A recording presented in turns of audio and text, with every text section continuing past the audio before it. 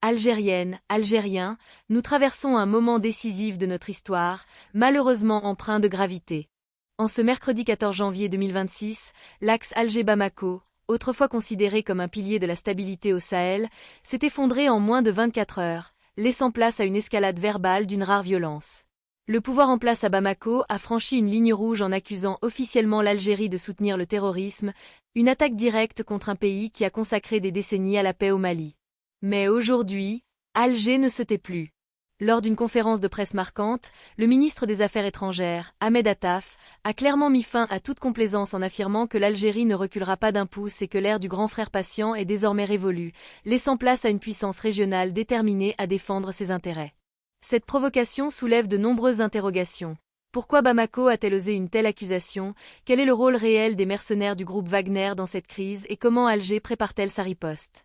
Accuser l'Algérie, architecte de l'accord de paix de 2015 et artisan de la réconciliation, revient à une véritable déclaration de guerre diplomatique.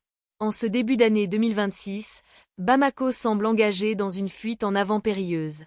Pour de nombreux analystes, cette accusation sert de diversion, car confrontée à une instabilité qu'elle ne parvient pas à maîtriser, la junte malienne cherche un bouc émissaire. En s'attaquant à Alger, elle tente de briser l'influence morale de l'Algérie dans le nord du Mali, mais ce choix l'isole de son partenaire le plus fiable, celui qui s'est toujours opposé à toute intervention étrangère sur le sol malien. C'est un pari risqué, parfaitement compris par Alger. Au cœur de cette discorde se trouve la présence de plus en plus pesante des mercenaires du groupe Wagner. Malgré les annonces de retrait en 2025, ils demeurent actifs et attisent les tensions. L'Algérie accuse désormais ouvertement Bamako d'être sous influence étrangère et soupçonne Wagner ainsi que ses soutiens de provoquer l'instabilité afin de justifier leur présence et de s'approprier les ressources minières du nord du Mali. Pour Alger, voir des mercenaires opérer à proximité de sa frontière sud constitue une menace majeure, car le risque d'une contagion terroriste orchestrée par des acteurs privés inquiète profondément les autorités. Aux yeux d'Alger, Wagner n'est plus un simple allié de Bamako mais l'instrument d'un encerclement stratégique. La réponse d'Ahmed Attaf, le 13 janvier, a été d'une clarté implacable.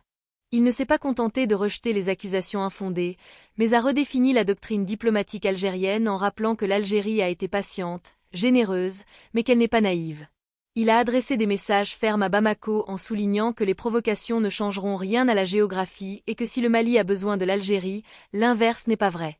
Aux mercenaires, il a rappelé que le territoire algérien est inviolable et que toute intrusion sera sévèrement sanctionnée. Au peuple malien, il a réaffirmé que l'Algérie reste une alliée fidèle mais qu'elle ne sera plus l'otage d'un pouvoir soumis à des influences étrangères. Les conséquences possibles sont lourdes. L'Algérie dispose de leviers importants, car le Mali, pays enclavé, dépend fortement des routes du Nord pour son approvisionnement. Une rupture définitive pourrait entraîner un gel total de la coopération sécuritaire et un contrôle strict des frontières, ce qui serait catastrophique pour les populations du nord du Mali déjà fragilisées. Toutefois, pour Alger, la sécurité nationale prime sur tout le reste. En ce 14 janvier 2026, l'hypothèse d'une frontière hermétique n'est plus théorique, elle est sérieusement envisagée par le président. Nous assistons ainsi à l'émergence d'un nouvel ordre au Sahel, dans lequel l'Algérie refuse désormais de porter seul le poids de la paix face à des régimes qui lui tournent le dos. L'affront de Bamako laissera une trace durable, et en choisissant l'alliance avec des mercenaires plutôt que la coopération régionale, le Mali joue un jeu dangereux.